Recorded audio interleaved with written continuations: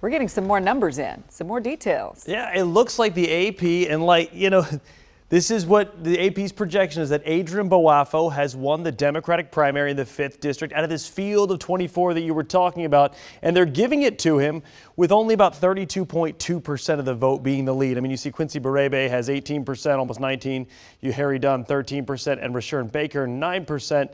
But 32% looks like that is what it took to get you over the top in the 5th district based on just how many people were running in this race. If we want to take a look, because we have the heat totals here about, where Boafo performed better, it looks like he cleaned up pretty well in Charles County. He got about 31% of the vote. Going to Prince George's, 31%. 35% in Anne Arundel County, which is Steny Hoyer's kind of like, even though he is the 5th district, that was sort of where his district began years ago. He's an Anne Arundel guy, and then he moved down to Calvert County, 33%, in St. Mary's County, 32%. So it kind of looks like if you go through each one, pretty much under the Anne Arundel County, it held the same in terms of those percentages. So Adrian Boafo is likely to be the winner of the primary here for the 5th district. Now, going forward, how will that play out in November? You heard our panelists talk about it pretty well. It's been 45 years of a Democrat in Steny Hoyer, and this district is pretty well designed to grab the top Democrat votes. But for argument's sake, let's go and take a look at what's happening in the Republican area. We've got Michelle Talkington versus Chris Chafee. There's not that many people in these places, let me just show you, that are actually registered Republican. So in the end, let's get rid of the heat totals and move out. Come back. Where is it? Totals. There we go. Okay, so Chris Chafee's in the lead here by about 2,684 votes. But this is the thing. Whether or not Chris Chafee, should he win, can defeat Adrian Boafo, just look at how many people vote in the primary. 36,000 Republicans vote in the primary. That was in 2022. And if you look at that, compare it to how many Democrats vote, it's 96,000. So that's why we're saying whoever wins the 5th in the Democratic vote, like Delegate Adrian Boafo is projected to be, is likely going to win there as well. I want to bounce out to some other races, and I'll try to turn off these totals and get out of here. Let's go over to the 6th district, where April McLean Delaney appears to have, with still 36% of the vote, in a small lead. It's been shrinking a bit. She was about 4 to 5% higher than David Trone a bit ago. Now she's about 687 votes, which is a margin of 3%, almost 3.5. Again, very early, and this is going to be a tight race. I do want to see how they're doing and where they're doing well, so let's put this on for McLean Delaney. Her support seems to be coming from Garrett County, Frederick, and portions of Montgomery County.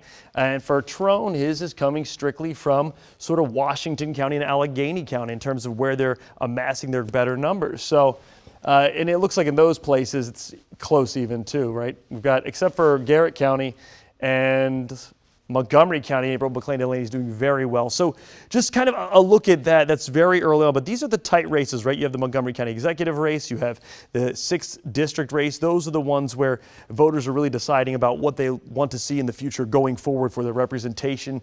And it looks like there's, like our panelists were saying, not a whole lot of difference between the two. So they're trying to find these wedge issues or wedge things to talk about that show sort of the differences there. A few more checks here real quick. In the 6th district, I want to see how they're doing over here. Yeah, it looks like here Robin Ficker, perennial Republican candidate in Maryland, he seems to still have a lead over Chris Burnett. So again, you hate to say it, it's probably more likely or closer in the 6th district, right? Whoever wins the Trone McLean Delaney race has a higher chance of winning. They'll have better name recognition. Of course, they'll have a lot of incumbency money. But this is an area here, right, where you see potentially, Republicans could make a push because they have a higher percentage of Republicans, let's just say, in the 6th than back in the 5th district. So anyway, long story short, Boafo called in the 5th district. 6th district, it looks like we're still neck and neck. Not sure what's going on there. You go into Montgomery County, the executive race they were just talking about. That's 100 votes, 200 votes separated, depending on how much is coming in. It's a lot going on there. Exciting night for everyone. Oh, and then sorry, Maryland Republicans. But then wait, I'm done. There's more. Yeah, but wait, there's more. Dan Cox still has a little lead here. But yeah, that's what we're shaping up to see. I think as we get closer to 70%, we'll have a better idea whether or not Dan Cox is pulling away or if Ed Hale's going to have a push there. But anyway, guys, that's what we see on the big board. You sure that's it this time? I promise that's it. Long story long. Long story long. I was real excited to see the Montgomery County executive I race. opened Sorry, the I door. take it back. I opened the door. I didn't even say it. I'm sorry, Matt. I take it I'm back. sorry. Jeez, Okay. guys, can another guy Okay, talk no. for a minute? The floor is yours. I'm done. You sure? No, I was going to say back to the Montgomery County executive race. The thing that you guys were talking about that I wanted to add just color from the day that the budget was announced by Mark Elrich. All three of those guys that you're seeing who are in the top, Jawando, Friedson, and Glass, were all the first three to comment on the budget and say this is a despicable budget. This is a budget we don't like. And it was almost in that moment we could all sort of see, oh, this is where they're going to show their difference between themselves and the county executive. But you know, I during my time of talking to the three of them about what this looks like going forward, you're right. There weren't too many. Their platforms were not wildly different. I mean, they're all Democrats. But the one thing I wanted to point out was Jawando had the support of the teachers and the workers of the state, those unions, whereas Friedson had the police and the fire. I think that's an interesting set of endorsements and where those wedged. But that was kind of. That's all I want to say. Pulling away just a Jawando little is bit. pulling up a little bit. Just about Watching this one. 21%.